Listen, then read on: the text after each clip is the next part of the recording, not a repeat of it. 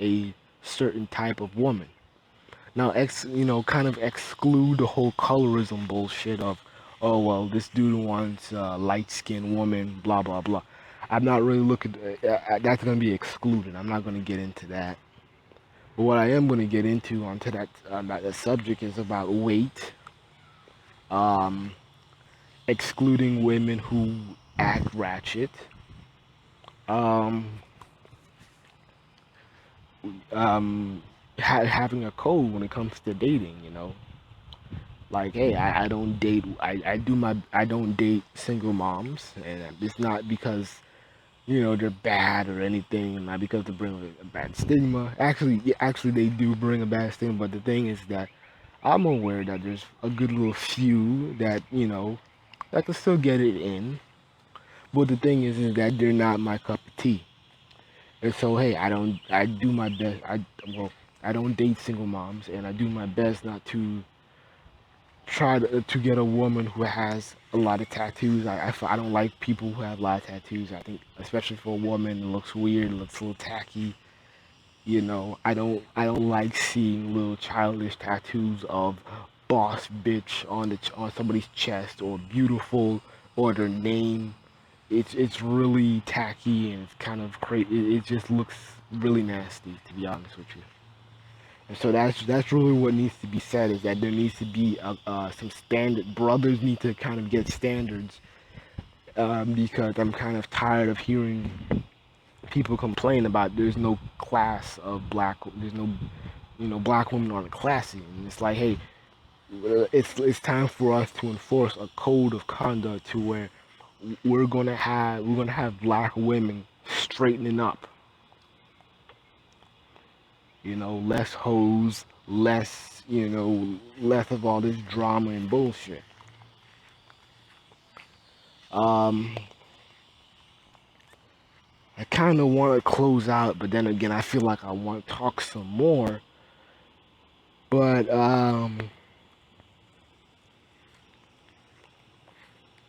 yeah, to me, brothers, um, I'm a little mad at you today. I'm just a little bit. I know I'm usually get on the sisters, but just for this like one day, I'm just kind of disappointed with the brothers, because I feel like they're softening up, and because of people like Steve Harvey, Stephen A. Smith, um, your radio simps like Tom Joyner and Doug Banks have created these kind of weak beta black males who are very pandering and don't don't show strength or demand for a better class woman. And so we look stupid and crazy. We accept anybody. There's stupid minds out there about um, just about everything, proving how thirsty some black men are. We need to be more exclusive black males, so we won't be looking stupid and thirsty around the world. You know, and that street harassment video in New York, that should be a bigger wake up call to saying like, hey,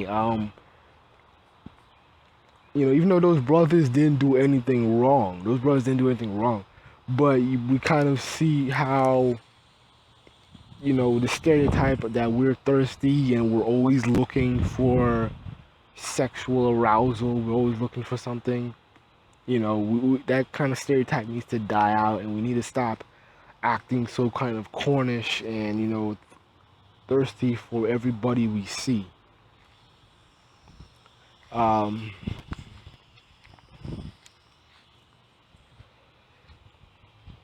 I'm really kind of eager on seeing how this relationship form goes, because I really have to see where the females, particularly where their heads are at, because I feel like females are they're so like one-sided because they want brothers to accept their baggage. But then again, when a brother has baggage or he's just dealing with some things, it's like, oh fuck no, kick him to the curb with the quickness.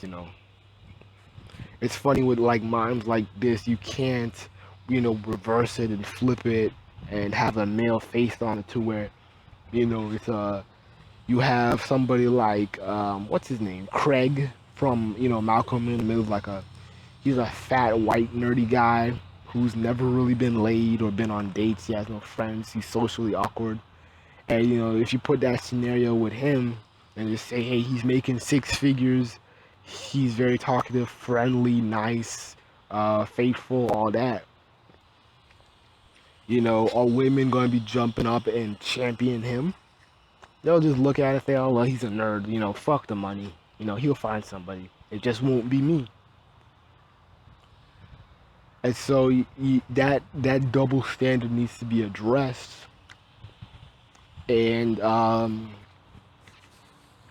yeah, that's like really the most important thing, is addressing that double standard and this kind of guilt tripping that black men are faced with, where like we don't want the baggage, when we say, hey, I don't want the single mom. Because to me, I'm surprised, we have some people that look at me crazy, look at me weird and say like, hey, how come you don't date single moms? What the fuck is your problem? Well, the thing is that I'm young. I'm 22. If I was like 50 or in my 40s, you know, a single mom would probably be more common, and it would just be something for me to to smash and hit. When since there is not like a large plethora of single black women who are in their 40s and 50s, despite what mainstream media claims there are. You know,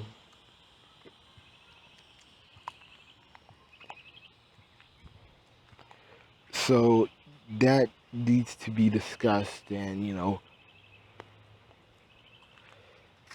man, it's just so freaking hot. I keep losing my points, but I hope this video gets a good bit of views, and I hope people understand the importance of a black male structure and black males leading. With black males, we have to stop leading from a limo perspective.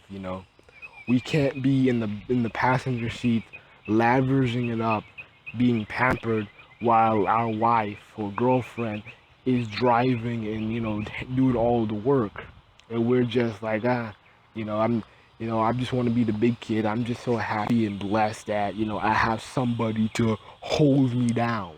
We gotta stop with this shit. I sometimes I just kind of wonder like how long are black people going to still have these relationship problems, and I really hope that things get better during the years. But this is I probably have to maybe get my own show or be on some radio shows to talk about how um how black men are really losing in the dating pool. Because we're looking too clownish, man. We're looking way too damn clownish. And the sad thing is that the dusty niggas get most of the coverage for black men. And so when we think of black men, we most of the times think of some dusty dude doing some dumb, dirty macking shit. Like, to me, I'm just so ready. Like, I'm pumped for this relationship forum. I'm excited. The last one was pretty good, but I was disappointed on how women are still trying to be like Marilyn Monroe and Mother Teresa at the same time. It's very contradicting. Um, yeah, that's kind of just very contradicting. And I even had a Cuban brother. Was he Cuban? No, he was Haitian. Trying to guilt trip me and be like, well, if a woman has like 40 partners, don't trip, it's not really a big deal. I mean, to be honest with you, I'm not the average Joe. So I'm not gonna have the average, standard. I'm not gonna be the dude who's going to be accepting women, you know. And the funny thing is that when you reverse the script, they're not going to be accepting of my flaws. So why should I? This is gender equality. So why the hell should I be, suppressing my standards and the things that I want in a woman for, you know, I'm not going to do that. That's crazy.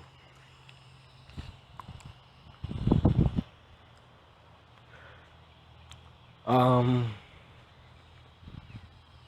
I feel like, man, sometimes I feel like black people make relationships seem so difficult to manage, and I just wish that with this whole long line of decades of failure and basically a half a century of failure, that we're still not understanding how the world works, and we're still asking for an awesome bomb ass sex life, and we're not worried about other shit about establishing patriarchy. I really sometimes I just have to say, man, it's like with minds like this, brothers are only thinking about sex. And I know it's natural, but we gotta stop letting sex be our main drive in everything. And I know that, Steve Harvey did this little thing called like the 90-day rules.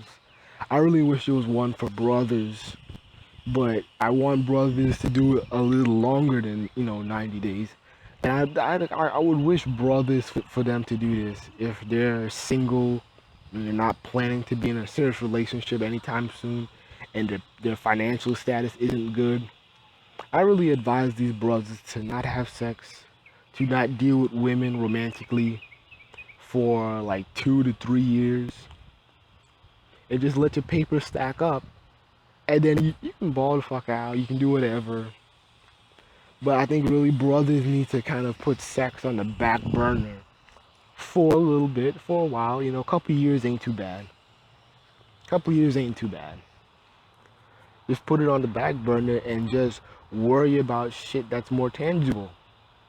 And I'm pretty sure you'll see a good change. You'll see a good change of brothers having a better mindset to where they're not falling for thirst traps. They're making smarter decisions in dating. They're having better partners, people they can trust, people they can relate, and we won't have to deal with a lot of these problems. You know.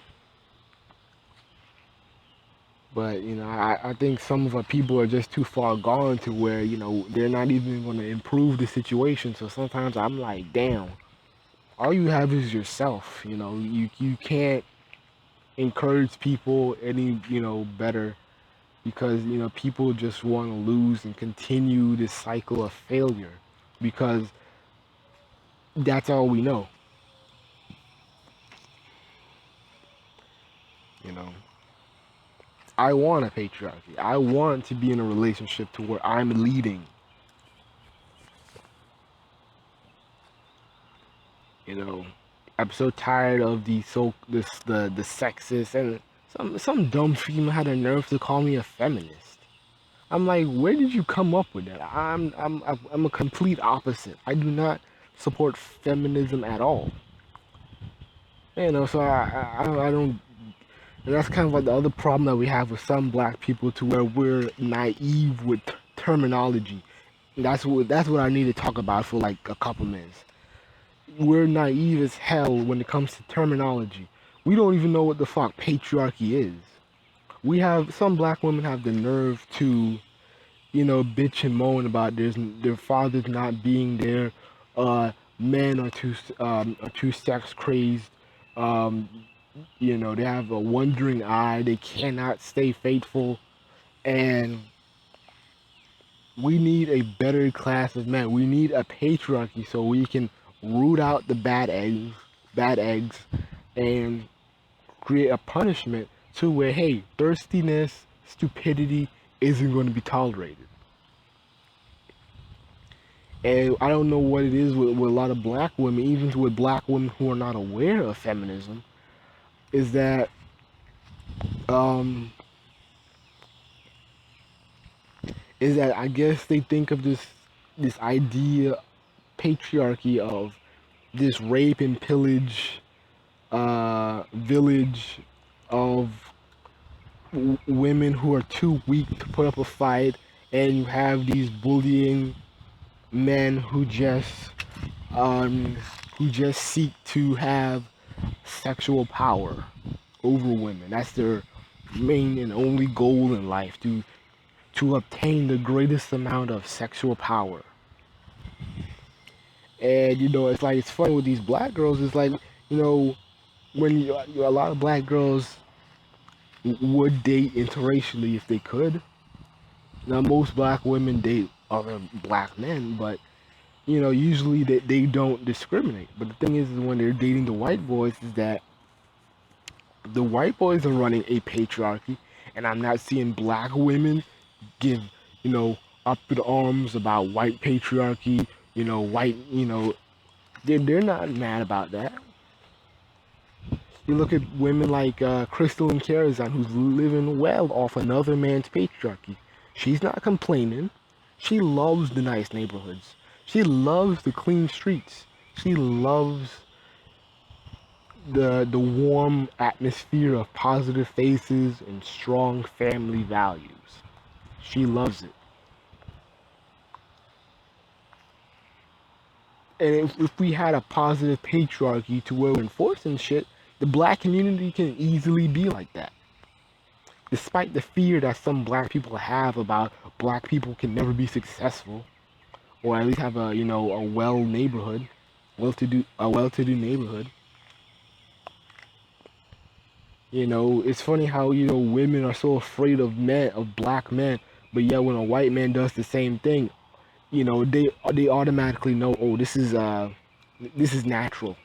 Of course, a white man's supposed to lead a relationship. Of course, a woman is supposed to play house or whatever. But when a black man is saying like, hey, I want a patriarchy, I want some stability in my own goddamn community, women are like, huh? What the fuck? No, we're looking for equality, the 50-50. I'm like, what?